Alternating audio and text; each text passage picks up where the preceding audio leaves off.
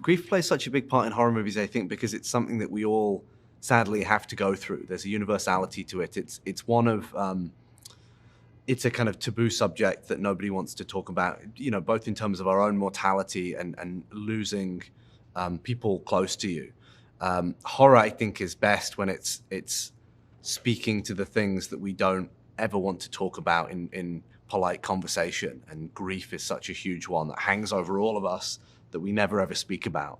And it's also it's the specter of death, which is also, you know, the starting point for so many of our boogeymen.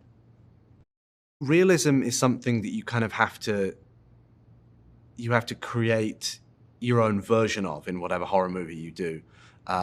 You basically teach an audience how to watch your movie.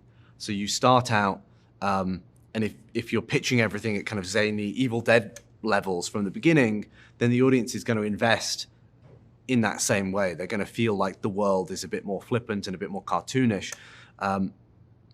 Whereas, you know, with something like The Boogeyman, the idea was at the end of the movie, you're going to have a family fighting a literal creature in a basement, which is pretty far-fetched and fantastical. But we're going to start with this very realistic portrayal of a family going through grief, and this very dark, very human therapy session, which kicks us off based on the short story.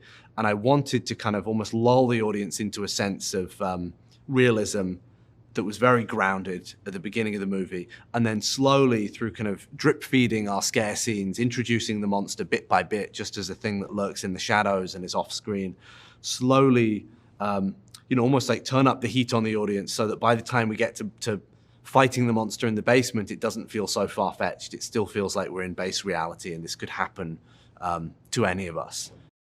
Sophie and Vivian are just completely phenomenal, and the thing that I love that they brought to this film is their personality is writ large in this movie. They're both such wonderful people as well as such wonderful performers, and you know they gave so much day after day to this movie, and it was so much fun being able to play around with them on set, being able to improvise, being able to workshop scenes. So they would bring their own ideas on the character, but also their own little quirks and their own sense of humor and their own sense of weight to some of the heavier scenes. And you know, this goes for all the cast, for David and Chris and everyone. I'm just so grateful that all of the actors brought so much and invested so much of themselves into this movie. I think you can feel it across the whole film.